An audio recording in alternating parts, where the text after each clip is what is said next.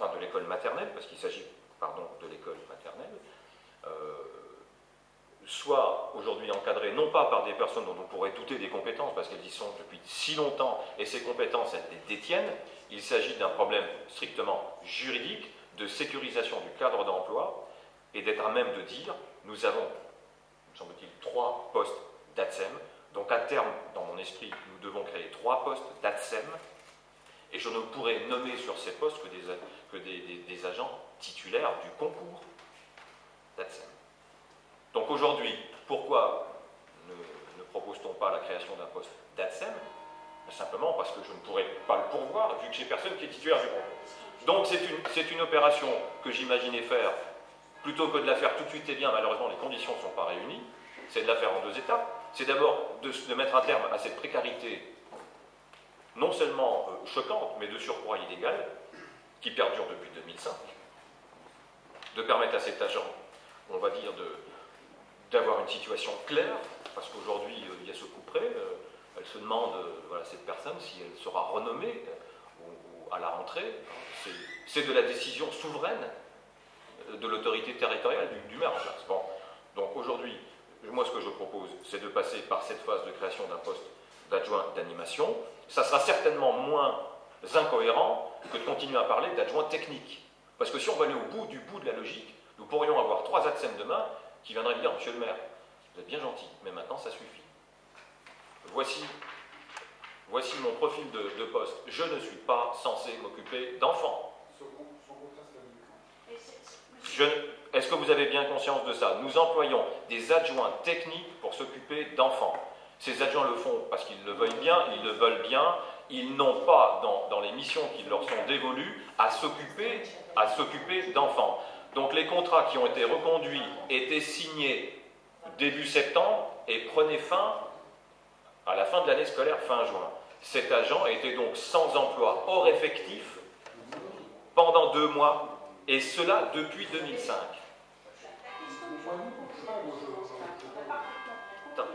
Parlez un peu plus fort. La deuxième partie de la question, c'est que vous la basculez effectivement dans le corps d'animation, d'adjoint d'animation. Oui. De responsabilité. Est-ce que cette personne-là est au moins titulaire du BAFA? Non, cette personne aujourd'hui n'est pas titulaire du diplôme dont vous parlez, mais ça, attendez, moi ce que je trouve assez extraordinaire, c'est qu'aujourd'hui vous faites grand cas de savoir si telle ou telle personne qui est aujourd'hui... D'accord, mais écoutez, aujourd'hui, depuis que l'école de Vigie fonctionne, il n'y a jamais eu qui que ce soit titulaire des diplômes obligatoires. On parle d'ATSEM. ATSEM, c'est un concours. Il n'y a jamais eu d'ATSEM à Vigie. Jamais. Ça n'a posé de problème à personne. Aujourd'hui, je souhaite simplement que nous progressions vers la clarification des différents postes. Le schéma idéal, ce serait de créer un poste d'ATSEM et pouvoir nommer un agent titulaire du concours. Aujourd'hui, ce n'est pas le cas. Donc, je pense qu'on est un peu moins loin en étant dans la filière animation que l'on est dans le domaine technique, où là, on est complètement à côté de la plaque. Madame le maire. Alors, si on est à côté de la plaque, on nous l'a confirmé lundi, Madame Pierson. Nous étions au centre de gestion lundi. On est à côté de la plaque, je peux vous le confirmer. En embauchant des adjoints techniques à l'école maternelle, on est à côté de la plaque. Voilà. Vous ne savez pas tout, Madame Pierson. Je m'énerve parce que vous savez toujours mieux que les autres. Vous savez toujours mieux que nous. Parce que vous nous faites votre numéro. Vous savez, vous ne maîtrisez que le du 10e des sujets que vous abordez. Madame Pierson, avez-vous quelque chose à rajouter? Madame Pierson, je vous stoppe. Avez-vous quelque chose à rajouter? Avez-vous quelque chose à rajouter? Nous sommes à côté de la plaque. Au moins que vous terminiez de vous répondre aux questions. Vous avez toujours... Ne vous ai-je pas répondu assez clairement? Bien. Écoutez, interrogez donc Madame maire, qui a fait partie d'une équipe municipale qui n'a jamais considéré opportun de mettre au clair un certain nombre de situations. Donc aujourd'hui, je veux mettre un terme à des situations dont j'hérite, et non pas à des situations que nous avons créées. Donc maintenant, on va remettre l'église qui sonne au milieu du village, et on va arrêter de tourner autour du pot, Madame Pierson. Cette personne va aux ascétiques 2 mois par an. Madame Maire. Et se demande toujours en septembre si la commune va la réembaucher. Mais c'est dégueulasse. C'est dégueulasse. Ça fait 7 ans qu'on l'emploie comme ça, mais c'est dégueulasse. C'est illégal. Écoutez, Madame Maire souhaite intervenir. Madame Pierson, ça suffit, Madame Pierson, la parole est à Madame Maire. La parole est à Madame Maire. Non, elle n'est pas Il faut vous le titulaire dire du en quelle bassin. langue? Elle a fait des validations d'acquis. Arrêtez de vous radoter, Madame Pierson, vous radotez. La parole est à Madame Maire. La parole est à Madame Maire. Moi, je voudrais savoir première chose de quand est-ce que son contrat se termine. Son contrat est terminé. C'était pas un emploi de 10 mois. C'était un... Le faire vient de nous dire, c'est pas 10 mois, mais c'est pas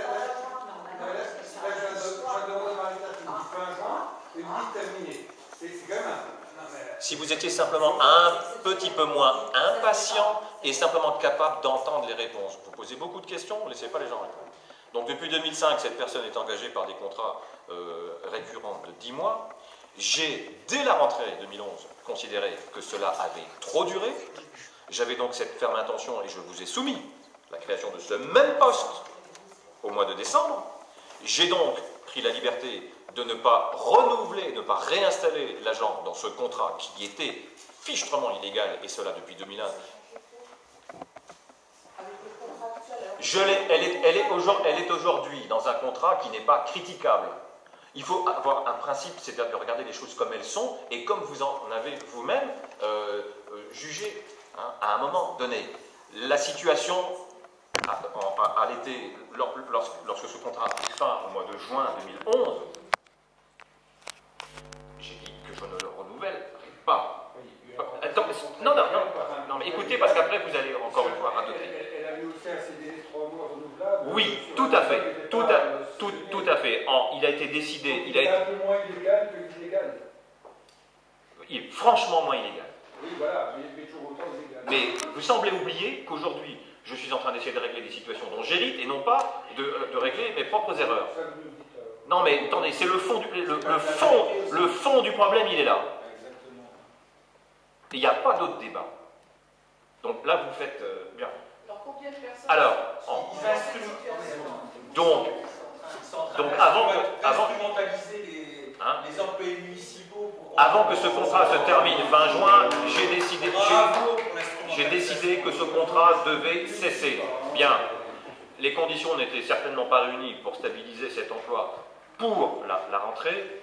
J'ai donc nommé cet agent dans le cadre effectivement des dispositions qui me permettent de faire face à un besoin occasionnel ou saisonnier. Ce contrat est donc infiniment moins illégal que celui dans lequel la précédente municipalité, je termine, a laissé cet agent depuis 2005 alors qu'elle n'aurait jamais dû entrer dans ce contrat. Donc un premier contrat de 3 mois. Malheureusement, la rentrée a été très occupée par des dossiers effectivement importants. Je vous ai proposé le 16 décembre de créer ce même poste. Vous l'avez refusé. J'ai donc eu l'obligation de proroger ce contrat de 3 mois. Il a donc pris fin, il prend fin le 29 février. Précisément. Je me souviens bien, le 16 décembre, vous avez justement demandé de scinder les choses en deux. Oui, bien sûr. Bon, alors écoutez, aujourd'hui on en est là, Madame Maire. Ma question était combien d'agents sont encore dans cette situation? Je n'ai pas eu la réponse. Quelle situation? La même situation. Identique à celle-là? Que vous évoquez, oui. Elle est la seule? Elle est la seule. Bon, mis à part les 3 dernières personnes embauchées sur le périscolaire, celle qui a été embauchée avant, elle est embauchée sous quel type de contrat? D'abord. On n'ose pas dire les noms. On ne peut pas dire les noms. Si on avait des commissions, on pourrait parler clairement. Aujourd'hui, ce contrat, le contrat dans lequel se trouvait cet agent, elle est la seule à évoluer dans ce contrat. Il reste aujourd'hui les 3 personnes que vous citez qui ont été donc recrutées au service d'accueil périscolaire, qui sont dans le cadre des emplois pour besoins occasionnels ou saisonniers. Il me semble qu'il reste un agent qui aujourd'hui est dans une logique non pas de besoin occasionnel ou saisonnier, mais de remplacement, enfin il ne me semble pas, elle est dans une logique de remplacement d'un agent en disponibilité pour convenance personnelle, ça fait d'ailleurs maintenant plus de 3 ans, et nous avons fait le tour. Tous les autres agents, depuis que je suis élu, il me semble que nous avons créé 4 postes pour titulariser 4 agents qui vont enfin pouvoir avoir un semblant de carrière et pouvoir constituer de l'avancement et des cotisations en retraite. Donc, je pense qu'on a fait le tour. Dernière modification que vous avez acceptée, pour une fois, 23 mars 2011, modification de tableau des emplois permanents à temps non complet. Donc 2 postes. Bon, la même question par Mme Pierson, qui sont les bénéficiaires, quel poste, les primes. Donc là, c'est les mêmes questions. Nous avons aujourd'hui, je ne pense pas en oublier, nous avons 5 agents aujourd'hui non titulaires. Mais même des sujets qui ne sont pas polémiques, avec vous, ils sont toujours polémiques. On vous a demandé, mais sans aucune polémique, un tableau précis. Là-dessus, monsieur Huet, je vais vous surprendre, votre demande est parfaitement légitime. Avant que vous souhaitiez pouvoir voir. D'accord. Non, mais je peux terminer. Et là, par exemple, c'est vrai qu'il y a des gens qui ont des statuts un petit peu particuliers. Donc, à un moment donné, c'était important de se dire, voilà, il y a tel... Et on a le droit de se dire les noms, il y a voilà, telle personne, quel est son contrat, voilà, et comment on fait évoluer déjà ceux qui sont en place. Bon, mais ça, c'était des mois qu'on vous l'a demandé. Sur ce point-là... Mais contrairement à vous, moi, je ne sais pas tout. Là, quand je demande le nom, c'est parce que je pense que c'est... Non, mais le nom, nous n'évoquerons jamais, ni en commission, ni en conseil municipal, la question des agents qui sont sur les postes. Vous nous avez donné un papier avec les salaires des gens avec les noms. Vous voyez, ça m'a gêné la fois là. Pardon ? Au début qu'on était malheureusement ensemble, vous nous avez donné un papier avec des noms et les salaires des personnes correspondantes. Je vous ai donné ça ? Oui, bien sûr. Donc, vous voyez, vous dites qu'on est toujours hors propos, mais tout ce qui vous arrange... Je n'ai pas souvenir, je suis très surpris là. Et là, regardez un petit peu le truc de fou, on vous demande, ça concerne quelqu'un... Je n'aurais pas dû. ...qui a des problèmes, etc. Et la personne n'ose le dire, je demande à Marie-Pierre qui ne le dit pas plus, parce que son chef ne t'autorise pas. Vous me rappellerez qui a produit ce document et qui...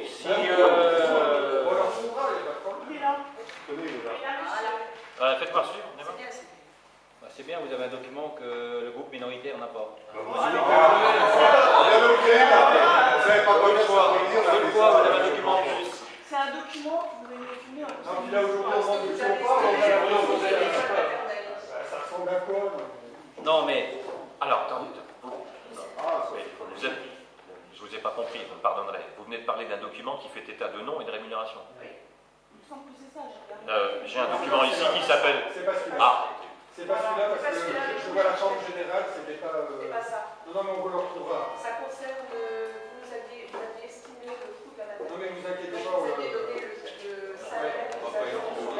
Eh bien, si j'ai... Je peux même vous dire, c'est le soir où vous avez dit l'école primaire est acceptable, mais le coût de l'école maternelle, alors là, c'est proprement scandaleux. Il faut arrêter ce qui a été fait les années précédentes, il faut modifier ça.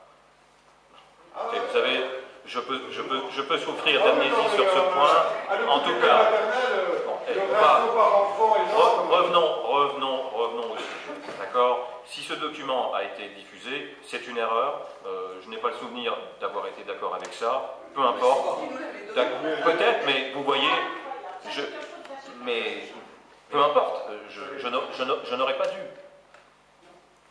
Je n'aurais pas dû. Si je l'ai fait, j'ai commis une erreur. J'ai pas le souvenir de l'avoir fait, mais si vous le dites, je suis prêt à vous croire. Bon. Ok ? Bien. Alors, je vous propose simplement que nous revenions au sujet. Pardon ? Ah oui, votre document. Non, là, en fait, on a un certain nombre de comptes avec des numéros, des libellés et les montants s'agissant du détail des frais de fonctionnement des écoles. Bon. Oui, enfin, il n'était pas ça attaché parce que j'ai... Mais non, mais c'est pas grave, je vous crois. Si je vous l'ai donné, j'aurais pas dû. Voilà, vous n'en aurez plus dorénavant. Voilà, vous aurez communication des articles et des propositions de budget pour les personnels titulaires, non titulaires, les caisses d'Ircantec et la CNRACL et tout ce qui va avec. Quant aux positions individuelles, effectivement, des agents, je pense qu'il n'y a que 2 personnes qui ont un droit de regard sur un bulletin de salaire, c'est l'agent